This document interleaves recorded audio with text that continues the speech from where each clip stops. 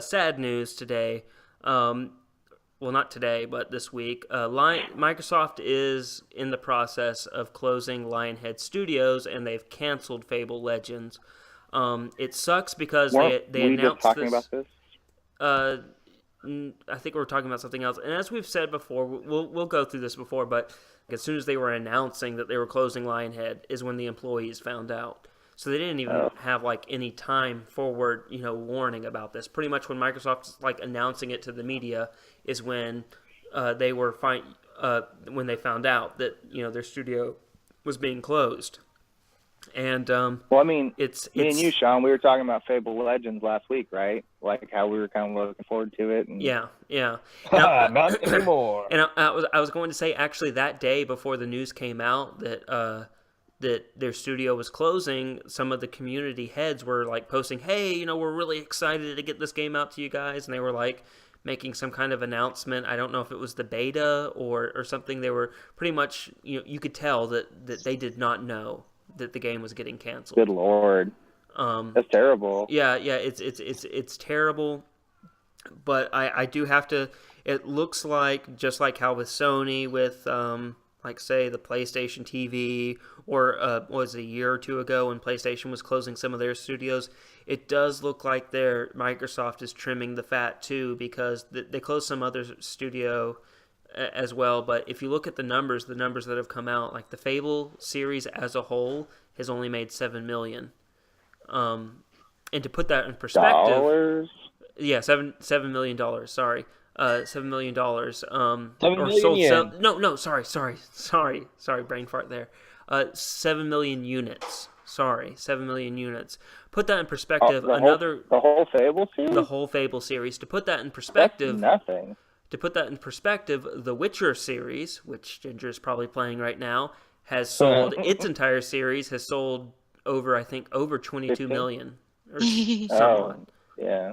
And that's that kind of shows you it was not these people worked It was, hard. yeah. And these people are It was kind of passionate. a niche series, really. Yeah, I was gonna say these people worked hard and very creative people, but we can't get beyond the fact that it was an underperforming studio. It was a AAA studio, Yeah. probably costing Microsoft a lot of money, and Yeah. the series just was not delivering. So I liked the first Fable game. I loved Chicken Kicker. I loved that yeah, game, but like it was revolutionary in its own way at the time. Just yeah, the mechanics of choice, the choice mechanics in that game, and the way it affects your appearance. It wasn't really it wasn't in depth, and Coder had yeah, done it before, but like it was interesting. I liked it, but yeah, yeah, it's not surprising. I haven't heard anything about Fable in years. yeah. I was gonna say yeah. I was a huge. I'm one of those few fans. I loved Fable 1. I loved Fable 2. Fable 3 was okay to me. I mean, it wasn't the greatest, but it was like I loved each installment. But I mean, a lot of the problems was their former head who left. Was his name Peter Molyneux was notorious for hyping up his games. Oh, we're gonna have this in here and Mm. have this in here, and the game would be released, and they're like, this isn't even what you said it was going to be. Yeah. Um, so he was notorious for that. Of Didn't course, they also release? Did they do that kung fu fighting game that I might not be thinking about that one, but I remember that he said Fable 2 was going to be like an MMO or something. It was going to have all these online elements, and that shit never happened. yeah, it was like only like you could have your friend or something join you, and it was really limited there as well. I think with the co-op feature. Mhm. Yeah. I hated the ending, the end boss and everything in Fable 2 was so anticlimactic. I couldn't Yeah, stand it. a boss. Yeah, we'll call it a boss. Yeah, if you want to call it a boss. And then they You gave mean you you mean press Y to win?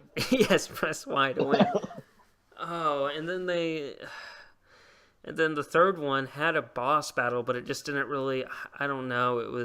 He made it too easy to max yourself out in 3, or they made it too easy. I felt to max yourself out in 3. Like it just felt Yeah. too. There wasn't enough challenge. I think. But it was so pretty. So it was, But yeah, it's sad. And I think we've discussed this before with studios closing, why they wait till the last minute to let people know, because, they could rob them blind on the way out. And then also you want them to keep working until until you close up shop and whatnot. You don't want a bunch of people leaving while they're working on stuff. Don't want them to tell anybody, because you want your stocks to end at the highest price that you can before the doors close, and if it gets out. You don't want your employees to rob you blind knowing that they only have a week left to work or whatever. Yeah. So and you certainly wouldn't want them going out and finding new jobs and, having time to do that, so they're not just completely bankrupt. Funny, Sony's head, I believe, was it him who tweeted, like, "We're always hiring"? Is what he said. To dig it, but it is, as much as we sit there and say these things to quote unquote justify, or it's still, to me, shitty. You should let your people know they worked hard for you. You should let them know so they can get themselves, get things ready. So it's to me, you're not looking after your people. You're looking after your bottom line, your dollar. I get that, but I guess because I'm not them, I value people more than that. That's just my opinion. But you don't. And that was your first mistake. This is why I'm not the head of Microsoft. That's why you're not the head of any corporation, because that would not fly anywhere in the corporate world. What? You want to take care of people? What? You do take care of them by not telling them ahead of time.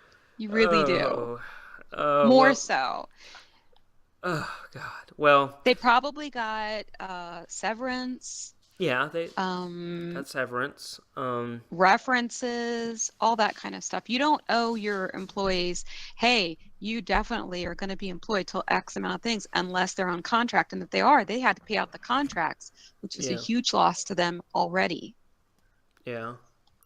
Well, to me also, I don't know if you guys follow geopolitics or whatnot, but we know you do. Yeah, I do. Well, let's just say economically speaking, the European market is not doing too well.